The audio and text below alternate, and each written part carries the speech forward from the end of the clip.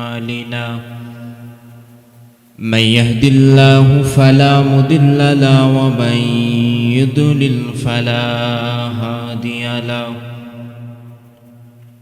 ونشهد أن لا إله إلا الله وحده لا شريك له ونشهد أن سيدنا وحبيبنا ومولانا محمدا عبده ورسوله الذي أرسله بالحق بشيرا ونذيرا وداعيا إلى الله بإذنه وسراجا منيرا فقد قال الله تعالى في كلامه المجيد وفرقانه الحميد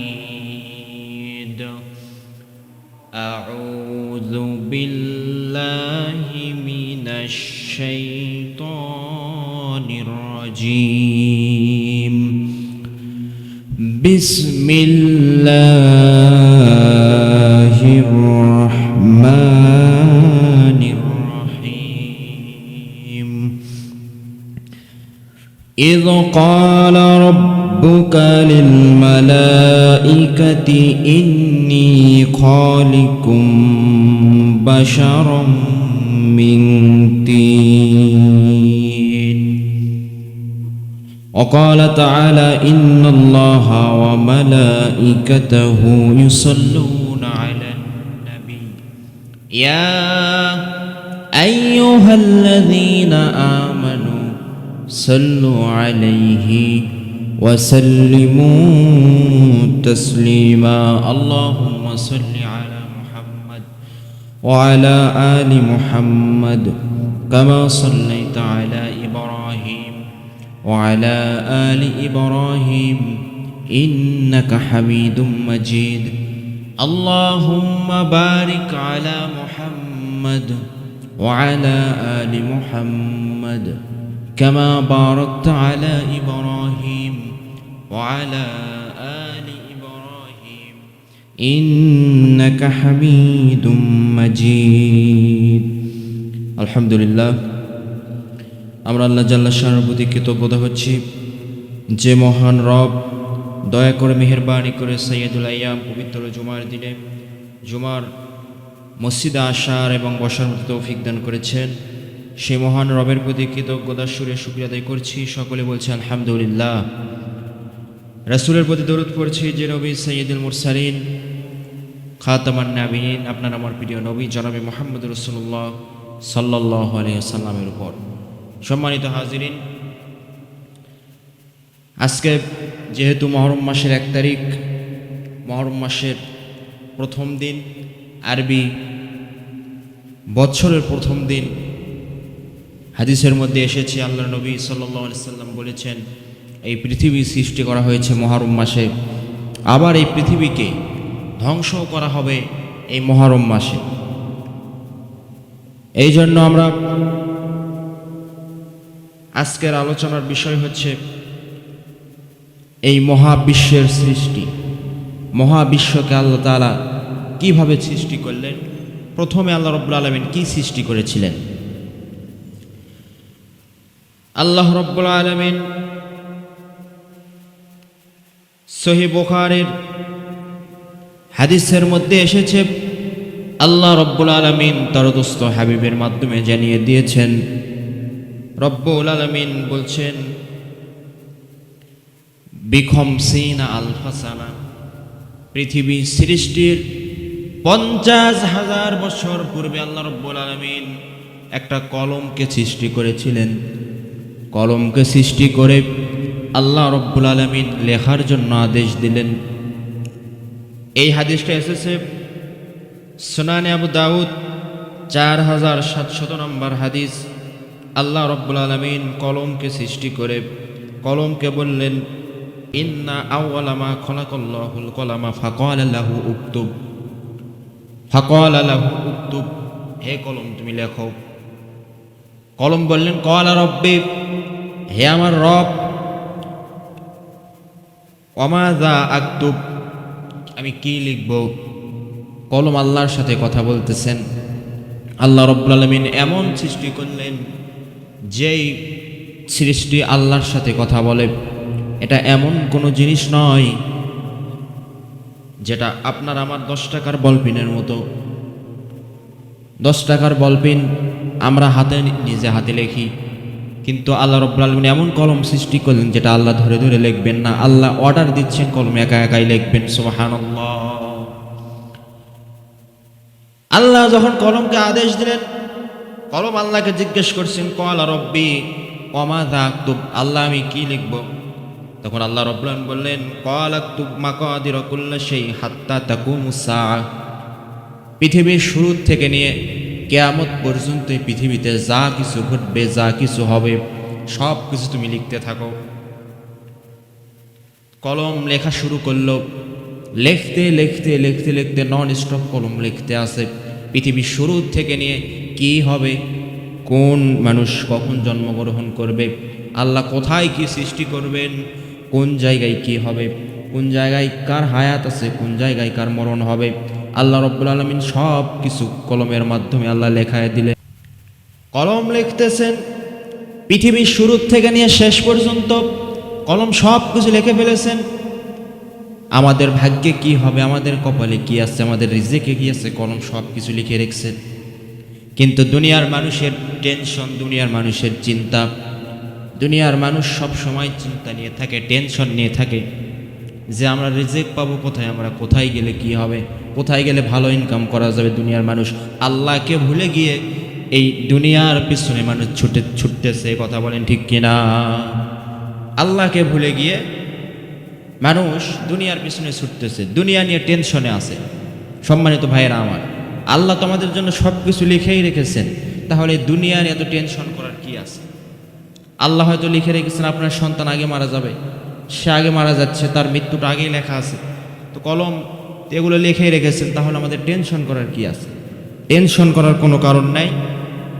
আমাদের রিজিকের ফয়সালা আল্লাহ রাব্বুল আলামিন করে রেখেছেন, যা আমাদের কপালে আছে, আমাদের তাকদীরের জন্য যা লেখা আছে তাই আমাদের জন্য হবে। কলম লিখতেছেন, কলম লিখতে লিখতে লেখা যখন পৃথিবীর শুরু থেকে নিয়ে শেষ পর্যন্ত কলমের সব কিছু লেখা শেষ, আল্লাহ বলেন, কলম আর কিছু লেখা বাকি আছে নাকি?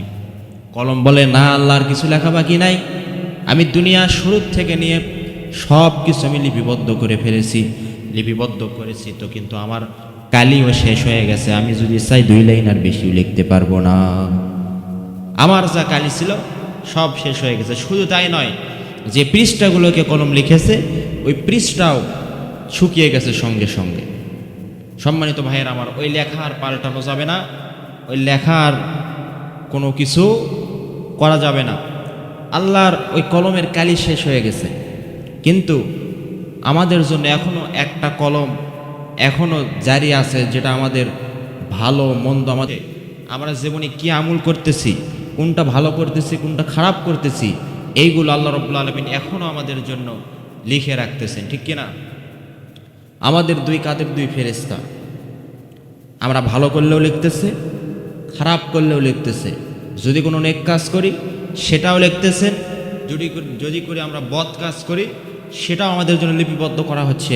কাল কঠিন কিয়ামতের ময়দানে এই লেখাগুলো আল্লাহ রাব্বুল আলামিনের আমল নামাগুলো আমাদেরকে দিয়ে বলবেন যে কিতাব আঁকা, তোমার কিতাব তুমি পড়ো, জীবনে কি করেছো এগুলো তুমি নিজেই তুমি দেখো, নিজেই তুমি পড়ো।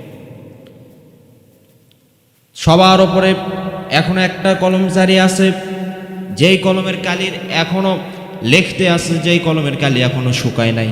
তবে 3 শ্রেণীর মানুষের কাছ থেকে আল্লাহ কলম উঠিয়ে নিয়েছেন।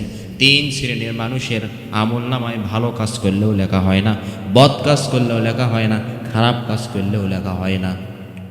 কোন সেই 3 শ্রেণীর মানুষ? কারা সেই 3 শ্রেণীর মানুষ?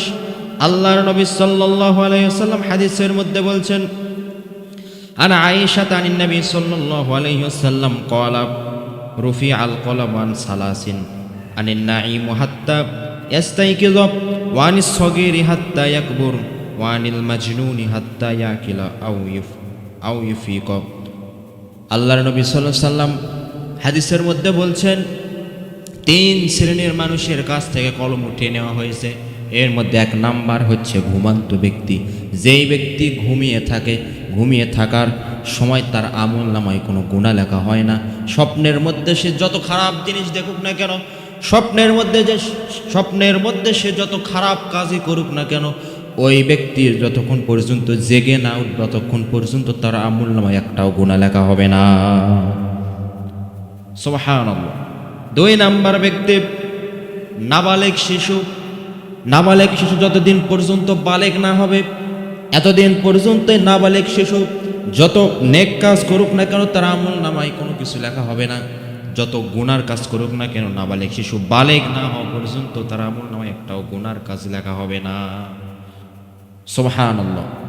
তিন নাম্বার হচ্ছে মাজনুন, পাগল ব্যক্তি।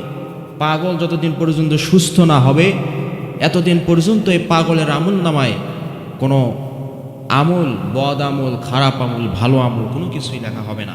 এই তিন শ্রেণীর মানুষের ওপর থেকে আল্লাহ রাব্বুল আলামিন কলম উঠিয়ে নিয়েছেন। এনাদের জীবনের যত কাজে তারা করুক না কেন তাদের এই কোনো কাজের হিসাব আল্লাহর কাছে লাগবে না। সম্মানিত ভাইয়ের আমার, তো আল্লাহ রাব্বুল আলামিন প্রথমে সৃষ্টি করলেন কলম। কলম সৃষ্টি করে আল্লাহ রাব্বুল আলামিন লেখার আদেশ দিলেন, কলম লিখে ফেলল। এখন আল্লাহ রাব্বুল আলামিন পৃথিবী সৃষ্টির সূচনা করলেন কলম দিয়ে। এরপরে আল্লাহ পৃথিবীতে মানুষ সৃষ্টি করবেন। মানুষ যখন সৃষ্টি করবেন, ইসরায়েলি বর্ণনা, একটা দুর্বল বর্ণনা এসেছে, আল্লাহ রাব্বুল আলামিন জিব্রাইল, যিনি হচ্ছে ফেরেশতাদের সর্দার, এই জিব্রাইল আলাইহিস সালামকে আল্লাহ রাব্বুল আলামিন পৃথিবীতে পাঠিয়ে দিলেন যে জিব্রাইল যাও, তুমি পৃথিবী থেকে, জমিন থেকে তুমি মাটি নিয়ে আসো। জিব্রাইল আলাইহিস সালাম আসলেন পৃথিবীতে। পৃথিবীতে আসার পরে মাটির মধ্যে যখন হাত দেবেন, মাটিতে হাত দেওয়ার আগে মাটি কান্নাকাটি শুরু করে দিয়েছে, জিব্রাইল কোথায় নিয়ে যাবো আমাকে? জিব্রাইল বলে জানি না, আল্লাহ আমাকে অর্ডার দিয়েছে নিয়ে যাওয়ার জন্য, তোমাকে নিয়ে যেতে হবে। মাটি বলে না, আমাকে নিয়ে যাওয়া যাবে না। তোমার শরীর থেকে যদি কোনো অংশ যদি আমি কেটে নেই তাহলে তোমার কষ্ট হবে কি না? জিব্রাইল বলে হ্যাঁ অবশ্যই কষ্ট হবে। তাহলে আমার এখান থেকে তুমি একটা অংশ নিয়ে যাচ্ছ, আমার খুব কষ্ট হচ্ছে, আমি তোমাকে মাটি নিয়ে যেতে দেবো না, তুমি মাটি নিয়ে যেও না। তৎকালীন সময়ে পৃথিবীর যখন সৃষ্টির সূচনা হয় তখন অনেক কিছু কথা বলার মতো আল্লাহ তাআলা শক্তি দিয়েছিলেন, জবান দিয়েছিলেন। এখন সে আমাদের মানুষদের জন্য সহজ করার জন্য আল্লাহ এই সব জিনিসের আল্লাহ জবানকে বন্ধ করে দিয়েছেন। যদি মাটির জবান খোলা থাকতো তাহলে আমরা মাটির উপরে কাজ করতে পারতাম না। মাটি আমাদেরকে সবসময় আমাদের কানের কাছে ঘ্যানর করতো। মাটি খুঁড়ে আপনি বড় বড় বিল্ডিং বাড়ি বানাইতে পারতেন না। বিল্ডিং বাড়ি বানানোর পরে সেই বাড়িতে যখন আপনি শুয়ে থাকতেন, মাটি আপনার কানের কাছে ঘ্যানর করতো যে আমারে কাটিয়ে তুমি বাড়ি বানাইছো, আমারে কাটিয়ে তুমি বাড়ি বানাইছো। একটা বইয়ের জ্বালাই সহ্য করা যায় না। আবার যদি মাটি কানের কাছে ঘ্যানর করে তাহলে এর চাইতে যন্ত্রণাদায়ক আর কিছু হতে পারে? এই জন্য আল্লাহ তাআলা মানুষদের জন্য সহজ করে দিলেন। সহজ করে দিয়ে আল্লাহ তাআলা মাটির জবানকে বন্ধ করে দিয়েছেন। তো জিব্রাইল যখন মাটি নিয়ে যেতে পারলেন না, জিব্রাইলের অন্তরের মধ্যে দয়া লাগলো, জিব্রাইল সেখান থেকে উঠে চলে গেলেন। যাওয়ার পরে আল্লাহ রাব্বুল আলামিন এবার আজরাইলকে পাঠিয়ে দিলেন। তখন আজরাইলের কাছে আল্লাহ তাআলা জান কবজ করার দায়িত্ব তার কাছে দেওয়া হয়নি। আজরাইল আসলো, মাটির কান্না দেখে আজরাইলের কোনো মায়া লাগলো না। আজরাইল জোর করে মাটির মধ্যে হাত দিয়ে সেখান থেকে মাটি নিয়ে আসমানে চলে গেল। গিয়ে বললেন আল্লাহ এইভাবে মাটি নিয়ে এসেছি। আল্লাহ বললেন তুমি যেহেতু মানুষের সৃষ্টির সূচনার মাটি তুমি নিয়ে এসেছ, আমি আল্লাহ যেহেতু তোমার দ্বারা সৃষ্টি শুরু করেছি তাহলে তোমার দ্বারাও আমি মানুষকে শেষ করে দিব। মানুষের শেষ আমি তোমার দ্বারাই করব। তুমি মানুষের শেষ করবা, মানুষের জান কবজ দায়িত্ব আমি তোমাকে দিয়ে দিলাম। এইভাবে আল্লাহ রাব্বুল আলামিন কোরআনের মধ্যে বলছেন আল্লাহ মাটি দিয়ে মানুষ সৃষ্টি করবেন। সূরা সাদ আয়াত নাম্বার ৭১ রব্বুল আলামিন বলছেন ক্বালা রাব্বুকা লিল মালাইকাতি ইন্নী খালিকুম বাশারাম মিন তিন। হে নবী, আল্লাহ তাআলা নবীকে ডাক দিয়ে বলছেন, হে নবী, আপনার পালনকর্তা ফেরেশতাগণকে বললেন, ও আমার ফেরেশতারা, আমি মাটি দিয়ে মানুষ তৈরি করব। ফেরেশতারা মাটি নিয়ে চলে আসলেন। এরপরে আল্লাহ তাআলা কোরআনের আর এক আয়াতে সূরা হিজরের মধ্যে 28 নম্বর আয়াতে রব্বুল আলামিন বলছেন, ওয়াইদ ক্বালা রাব্বুকা লিল মালাইকাতি ইন্নী খালিকুম বাশারাম মিন সালসালিম মিন হামাইম মাসনুন। আল্লাহ বললেন যে আমি মাটি দিয়ে মানুষ তৈরি করব। তোমরা জমিন থেকে কিছু কাদো, পচা পচা মাটি নিয়ে আসো, কাদাযুক্ত মাটি। আল্লাহ রব্বুল আলামিন আদম আলাইহিস সালামকে সৃষ্টি করার সময় কাদাযুক্ত মাটি নিয়েছিলেন। শুধু কাদাযুক্ত মাটি নেননি আল্লাহ তাআলা, আবার এইখানে দুনিয়াতে যত প্রকারের মাটি আছে আল্লাহ সব প্রকার মাটি আদমের মধ্যে দিয়েছিলেন, কাদাযুক্ত মাটি নিয়েছিলেন। এরপরে সূরা রহমানে আল্লাহ বলছেন, খলাকাল ইনসানা মিন সালসালিন কাল ফাখর। আমি আদমকে এমন মাটি দ্বারা সৃষ্টি করেছি, মানুষকে সৃষ্টি করেছেন আল্লাহ এমন মাটি দিয়ে, যেই মাটিটা পোড়া মাটি, যে মাটিতে ঠোকা মারলে টন টন করে, এমন মাটি দিয়ে আল্লাহ মানুষকে সৃষ্টি করেছেন। এক প্রকার মাটি দিয়ে মানুষকে সৃষ্টি করা হয়নি, অনেক প্রকার মাটি দিয়ে সৃষ্টি করা হয়েছে। জমিনে যত প্রকার মাটি আছে, বেলে মাটি, বেলে দোআঁশ মাটি, এঁটেল মাটি, যত প্রকারের মাটি আছে আল্লাহ তাআলা কাদাযুক্ত মাটি, সব মাটি দিয়ে মানুষের মধ্যে সব মাটির নির্যাস নিয়ে আল্লাহ আদমের মধ্যে সেই মাটিগুলো ঢুকিয়ে দিয়েছেন। এই জন্য আদমের যত সন্তান হয় পৃথিবীতে আজ পর্যন্ত এক এক সন্তান এক এক রকম হয়। কোনো সন্তান হয় কালো, কোনো সন্তান হয় সাদা, আবার কোনো সন্তানের চুল হয় লাল, কোনো সন্তানের চুল হয় কালো, কোনো সন্তান জন্মগতভাবে দেখে মনে হবে চুলে কালার করা, কোনো সন্তান হয় বেটে, কোনো সন্তান হয় লম্বা, কোনো সন্তানের গায়ের রং হয় কালো, আবার কোনো সন্তানের গায়ের রং হয় ফর্সা। এইভাবে আল্লাহ রব্বুল আলামিন এই আদম আলাইহিস সালামকে যেহেতু অনেকগুলো মাটি দিয়ে সৃষ্টি করেছিলেন, এই জন্য আদমের সন্তানগুলো অনেক প্রকারের হয়ে থাকে, অনেক প্রকারের মানুষ হয়ে থাকে। তো আল্লাহ তাআলা প্রথমে আদমের মধ্যে অনেক ধরনের মাটি দিয়ে আল্লাহ সৃষ্টি করলেন মানুষকে। আবার আল্লাহ তাআলা 8টি জিনিস নিজের হাত দিয়ে নিজে তৈরি করেছেন। 8টা জিনিস। কয়টা জিনিস? 8টি জিনিস নিজের হাত দিয়ে তৈরি করেছেন। তার মধ্যে মুস্তাদরাকে হাকিমের বর্ণনায় 4টি এসেছে। 1 নাম্বার, তিনি আরশ সৃষ্টি করেছেন নিজের হাত দিয়ে। 2 নাম্বার, তিনি জান্নাতের গাছসমূহ, জান্নাতে আদনিন, জান্নাতের গাছসমূহ বান্দাকে ভালোবেসে আল্লাহ তাআলা নিজের হাত দিয়ে সৃষ্টি করেছেন। 3 নাম্বার, তিনি কলম সৃষ্টি করেছেন। 4 নাম্বার, বাবা আদম আলাইহিস সালামের আকৃতি, চেহারা আল্লাহ তাআলা এটা নিজের হাতে সৃষ্টি করেছেন। এই জন্য মানুষের চেহারা হচ্ছে সবচাইতে সুন্দর, মানুষ হচ্ছে সৃষ্টির সেরা জীব, মানুষের চাইতে সুন্দর আর পৃথিবীতে কিছু হতে পারে না। আল্লাহ তাআলা কত সুন্দর স্ট্রাকচার দিয়ে মানুষকে সৃষ্টি করলেন, কত সুন্দর করে চোখ দিলেন, কত সুন্দর করে নাক দিলেন, কত সুন্দর করে ঠোঁট দিলেন। যেটার জায়গায় হওয়া দরকার সেটা সেই জায়গায় হয়েছে সুন্দরভাবে। সম্মানিত ভাইয়ের আমার, আল্লাহ রব্বুল আলামিন আমাদেরকে এইভাবে সুন্দর করে সৃষ্টি করেছেন। আল্লাহ তাআলা এই চেহারাকে নিজের হাত দিয়ে বানিয়ে দিয়েছেন।